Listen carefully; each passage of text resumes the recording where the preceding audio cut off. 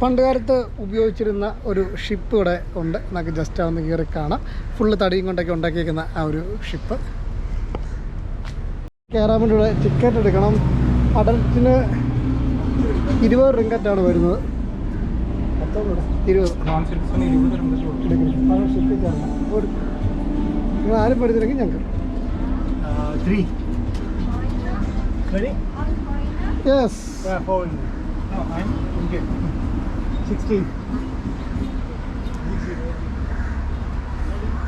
നമ്മൾ പണ്ട് കാലത്തൊരു ഷിപ്പ് അവരിവിടെ കൊണ്ട് വെച്ചിട്ടുണ്ട്. ഇത് ഓരോ പീസായിട്ട് ഊരി എടുത്തുകൊണ്ട് പണിത് വെച്ചാന്ന് തോന്നുന്നു. ഇതിൻ്റെ അകത്ത് എങ്ങനെ കയറ്റാനാണ് ഈ സംഭവം? ഒന്നെങ്കിൽ അങ്ങനെ കൊണ്ട് വെച്ചായിരിക്കും, അല്ലെങ്കിൽ ഇതിൻ്റെ തൊട്ടപ്പുറത്ത് മറ്റേ വെള്ളം ഒഴുകുന്ന സ്ഥലമുണ്ട്. അപ്പോൾ അങ്ങനെയാണെങ്കിൽ ഈ പറയുന്ന ഇങ്ങോട്ടുകൂടെ അതിൻ്റെ പുഴ ഉണ്ടാക്കി ഇവിടെ കയറ്റി വെച്ചിട്ട് പിന്നെ അടച്ച് ക്ലോസ് ചെയ്തായിരിക്കും. ചെരുപ്പ് ഇവിടെ ഊരിയിട്ടൊക്കെ വേണം കയറാൻ വേണ്ടി.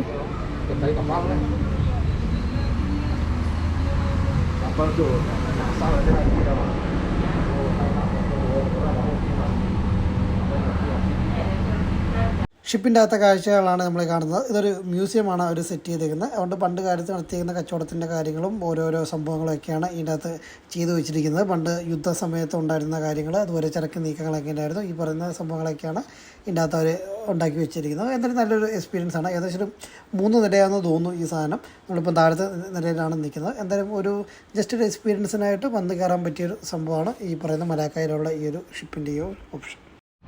പണ്ടത്തെ ബൈനോക്കുലറാണ് ഇത്.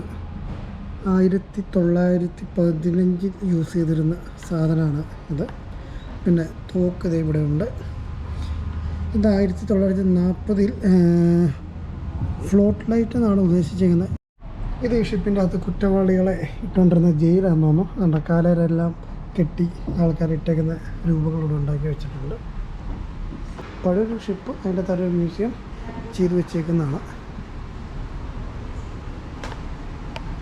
അപ്പോൾ ഷിപ്പിൻ്റെ കാഴ്ചകൾ കണ്ട് പുറത്തോട്ട് ഇറങ്ങുവാണ്. ടോട്ടൽ 3 നിലയുള്ളൊരു ഷിപ്പാണ് ഇത്. ഇതിൻ്റെ ടോപ്പിലോട്ട് കയറാൻ വേണ്ടിയുള്ള ഓപ്ഷനുണ്ട്. നമ്മൾ അപ്പോൾ ഷിപ്പിൻ്റെ ടോപ്പിലെത്തി. ഇവിടെയാണ് മറ്റേ പായ്ക്കപ്പലിൻ്റെ മറ്റേ പാ കെട്ടുന്ന 2 സ്ഥലം. ഒന്നിവിടെ ഉണ്ട്, ഒന്ന് ഈ ഒരു ഹൈറ്റിലും ഉണ്ട്. പിന്നെ ഇതാണ് ക്യാപ്റ്റൻ്റെ ക്യാബിന്. ഇവിടെ ഇരുന്നാണ് ക്യാപ്റ്റൻ ഈ ഷിപ്പ് നിയന്ത്രിച്ചുകൊണ്ടിരുന്നത്.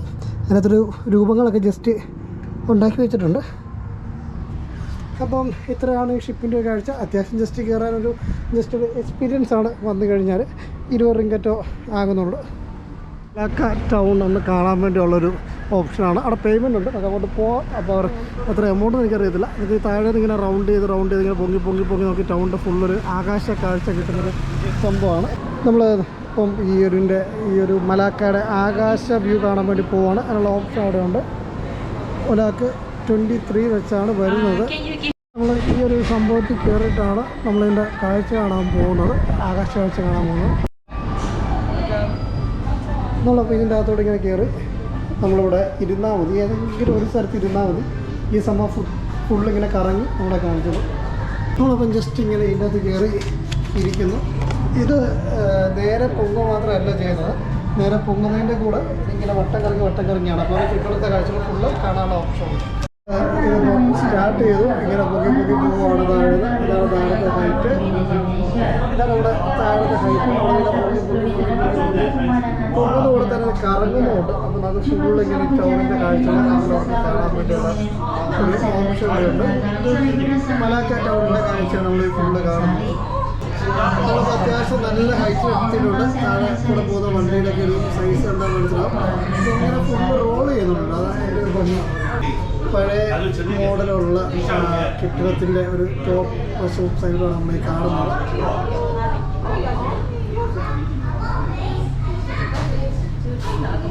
നമ്മൾ നേരത്തെ നടത്തിയ റിവർ ക്രൂസൊക്കെ നടക്കുന്ന സ്ഥലം അതാണ്. നമ്മൾ നേരത്തെ കയറി കണ്ട ഷിപ്പ് ആണ്ട് അവിടെ കിടക്കുന്നുണ്ട്. ഷിപ്പ് മ്യൂസിയം അവിടെയാണ്. അത്യാവശ്യം ടൗണിൻ്റെ ഫുൾ റിവ്യൂ കാണാൻ പറ്റും. എനിക്കൊന്ന് അങ്ങ് ദൂരമൊക്കെ കാണുന്നതൊക്കെ ആയിരിക്കും കോരാലൂടെ എന്നൊക്കെ പറയാൻ പറ്റും. കാരണം അവിടെ നിന്നൊക്കെ മലകളൊക്കെ അങ്ങ് ദൂരെ നമുക്ക് കാണാൻ ഓപ്ഷനുണ്ട്. എന്താ നല്ലൊരു എക്സ്പീരിയൻസ് ആണ്. പക്ഷേ എമൗണ്ട് കുറച്ച് കൂടുതലാണ്. 23 റിങ്കറ്റ് കൊടുക്കേണ്ടതാണ്. 23 റിങ്കറ്റ് എന്ന് പറഞ്ഞാൽ നാട്ടിൽ ഏകദേശം 10-60 രൂപ കൊടുക്കാണ്ട് ആയിട്ടുണ്ട്. പക്ഷേ ഈ ഒരു ടൗണിൻ്റെ ഫുൾ വ്യൂ നമുക്ക് ഇവിടെ നിന്ന് ആസ്വദിക്കാൻ പറ്റും. അതാണ് ഒരു ഓപ്ഷൻ. നമുക്ക് ജസ്റ്റ് അതാണ് അതിൻ്റെ ഒരു ഗുണം. നമ്മൾ ജസ്റ്റ് ഒറ്റ കയറി ഇരുന്നാൽ മതി. ഇതിങ്ങനെ റൗണ്ട് കറങ്ങി നമുക്ക് കാണാൻ പറ്റും. അങ്ങനെ നമ്മൾ അതിൻ്റെ കാഴ്ചകളൊക്കെ കണ്ട് ഇറങ്ങി. വലിയ സംഭവമൊന്നുമല്ല, പക്ഷേ ഈ പറയുന്ന ഇതിൻ്റെ ടൗണിൻ്റെ ഫുള്ളൊരു ആകാശ കാഴ്ച കാണാൻ പറ്റുന്ന ഒരവസരം. അപ്പോൾ അങ്ങനെ ജസ്റ്റ് എക്സ്പീരിയൻസ് ആയിട്ട് നമുക്ക് കയറാൻ പറ്റുന്ന ഒരു സംഭവമാണ്. ഇവിടെ പെട്രോൾ അടിക്കുന്ന രീതിയാണ്. നമ്മൾ ചെന്ന് അവിടെ പേ ചെയ്യേണ്ട സ്ഥലമുണ്ട്. അവിടെ കൊണ്ട് നമ്മൾ പൈസ പേ ചെയ്യുന്നു. നമുക്ക് എത്രയാണ് വേണ്ടതെന്നുള്ളത്. എന്നിട്ട് എനിക്ക് തോന്നുന്നു നമ്മൾ തന്നെ അടിക്കുവാണെന്ന് സംശയമുണ്ട്. അവർ അടിക്കുമെന്ന് അറിയത്തില്ല. എന്തായാലും ആദ്യം നമ്മളവിടെ ചെന്നിട്ട് പൈസ പേ ചെയ്യണം. അപ്പം അവിടെ നിന്ന് പൈസ പേ ചെയ്ത് കഴിഞ്ഞിട്ട് നമ്മളിവിടെ വന്നിട്ട് നമ്മൾ തന്നെ മെഷീനിൽ നിന്ന് എടുത്ത് പെട്രോൾ അടിക്കുകയോ ചെയ്യുന്നു. നമ്മൾ ഡ്രൈവർ കേട്ടോ അവിടെ നിന്ന് പെട്രോൾ അടിക്കുന്നുണ്ട്. ഇവിടുത്തെ ഒരു സിസ്റ്റം ഇങ്ങനെയാണ്. നമ്മളവിടെ ഇത് ഐസിറ്റിയുടെ കുറച്ച് റൈഡുകളും അതുപോലെ ഇങ്ങനെ ഭംഗിയായിട്ട് ലൈറ്റുകളൊക്കെ അറേഞ്ച് ചെയ്ത് വെച്ചേക്കുന്ന ഒരു ഏരിയയാണ്. ഇവിടെ എല്ലാം ഇങ്ങനെ റൈഡുകളുണ്ട്. നമുക്ക് ഈ പോകുന്നൊരു കമ്പി ഒരു സംഭവം എന്ന് പറഞ്ഞാൽ ട്രെയിൻ പോലൊരു സംഭവം ഇങ്ങനെ പോകുന്നുണ്ട്. അവിടെ വേറെ ഡിസ്കോ റൈഡ് എന്ന് പറഞ്ഞിട്ടുള്ള റൈഡുണ്ട്. അങ്ങനത്തെ ഒരു ഏരിയയാണ് ഈ പറയുന്ന ഏരിയ. നമ്മൾ കോരാരമ്പൂരുള്ള ഐസിറ്റി കൂടെയാണ് നടക്കുന്നത്. അപ്പോൾ ഇവിടെ ഒരു സ്നോ പാർക്കുണ്ട്. നമ്മൾ അങ്ങോട്ടൊന്ന് പോവുകയാണ്. സ്നോ വോക്ക് എന്നാണ് അതിൻ്റെ പേര്. പിന്നെ അത്യാവശ്യം റൈഡുകൾ അങ്ങനെയുള്ള ഒരു ഈവനിങ് ടൈം വന്ന് ഒന്ന് എൻ്റർടൈൻ ചെയ്യാൻ പറ്റിയൊരു സ്ഥലമാണ്. പക്ഷേ ഈ ഒരു സംഭവം ഫുള്ള് നമ്മുടെ നാട്ടിലുള്ള പോലെ ചെറിയ ചെറിയ റൈഡുകളും ഒരു പാർക്കിൻ്റെ പ്രതീതിയാണ് കിട്ടുന്നത്. പിന്നെ എവിടെ നോക്കിയാലും ഫുള്ള് ലൈറ്റാണ്. അതുകൊണ്ടാണെന്ന് തോന്നി ഐസിറ്റി എന്നുള്ള പേര് വന്നേക്കുന്നത്. എവിടെ നോക്കിയാലും ഉണ്ട് ഫുള്ള് മരത്തേരും ഒക്കെ ലൈറ്റാണ്. അപ്പോൾ അത് ഇതാണ് സ്നോ വോക്ക്. നമ്മളപ്പോൾ അങ്ങോട്ടൊന്ന് പോവാണ്. അപ്പം എന്തേ ഇതാണ് നമ്മുടെ സ്നോ വോക്ക്. നമ്മളപ്പം ജസ്റ്റ് അതിലോട്ട് കയറാൻ പോകണം. ഇവിടെ ടിക്കറ്റ് എടുക്കട്ടെ. എൻ്റെ ഫോൺ ഓഫാണ്. ഗ്രൂപ്പിട്ടുണ്ട്.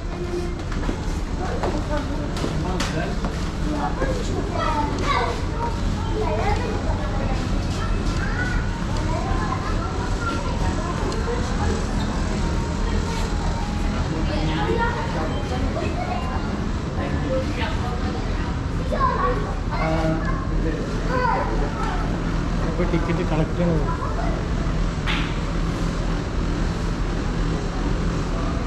അത് ആർക്കൊക്കെ പറ്റത്തില്ലെന്നുള്ള ഒരു എഴുതി വെച്ചിട്ടുണ്ട്. No pregnant ladies, no hair problems, no asthma, no wheelchair, no babies, no straws, don't run, don't throw ice, don't wear slipper, don't wear high heels, no photos, no food, take care of personal belongs.